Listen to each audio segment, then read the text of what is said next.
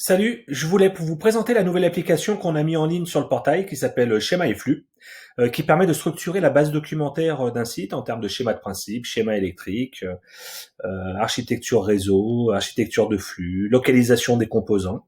Donc là, pour le cas concret, donc on est Chapuis-Sargelé où il y a un CPE. Donc j'ai mis les premiers éléments qu'on peut avoir aujourd'hui, par exemple deux schémas électriques liés au Clojure Box. Hop, tu cliques dessus, tu vas ouvrir ton document. J'ai mis un commentaire, donc on peut mettre un commentaire qui peut évoluer, on va dire, au fur et à mesure du temps, à chaque évolution par exemple. Donc là, j'ouvre le document. Ok, tac. Donc on peut pas le modifier en ligne pour le réenregistrer. Hein.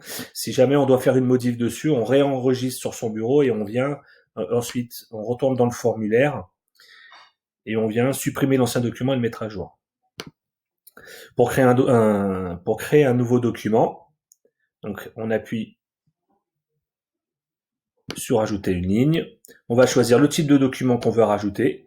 Donc comme j'ai dit tout à l'heure, architecture énergie du site, architecture réseau, autre s'il n'y a pas de dénomination, notice technique, schéma de principe, schéma électrique. Vous remplissez un peu le formulaire, vous mettez votre fichier, vous l'enregistrez. Bon, voilà, c'est tout simple. C'est assez rapide. Dès que vous avez une mise à jour du document, vous retournez dans le formulaire, vous supprimez le document et vous mettez à jour comme je vous disais tout à l'heure. Donc ça, c'est un peu la vision globale. Donc, ce qui peut être intéressant, c'est de commencer à bâtir notre base documentaire.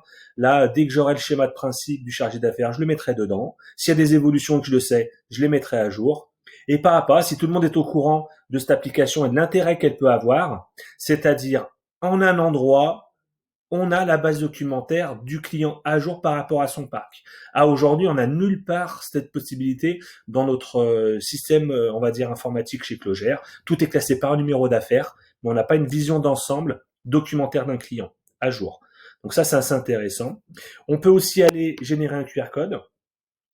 Ce QR code, donc, vous l'imprimez, vous le collez, et vous avez accès depuis smartphone aux documents. Donc, par exemple, un schéma électrique à côté d'une armoire, vous mettez le QR code, vous aurez, on va dire, le schéma à disposition, et ça peut être vrai pour un groupe froid, etc. Donc, c'est bien évidemment pas vous qui allez faire cette manipulation, mais ça peut être intéressant de la transmettre à quelqu'un. Ensuite, on est dans la logique, comme tout le reste des applications, donc un peu vision 360, qui permet, je dirais, en un point ou par agence ou par région, groupe client, d'avoir une vision globale de la base documentaire. Donc là, je me suis mis en mes portails et on voit tous les documents qui ont été faits site par site. On a un champ recherche qui permet d'aller chercher des types de documents. Par exemple, si on veut chercher surtout des architectures réseau, par exemple, ou architecture flux d'énergie. Donc là, j'ai commencé à l'écrire et ça va venir ça me trie tout et j'ai que les architectures qui sont indiquées là. Ensuite, ça peut aussi aller chercher dans un document. Donc si dans un document que vous avez mis, il a pu être indexé, c'est-à-dire que notre système a pu aller lire dans le document, vous allez avoir des caractères qui vont être indexés. Donc là, on a 77 000 caractères. Et dans ce document-là, s'il y a le mot architecture, forcément, il va aussi me le trier, me le faire apparaître.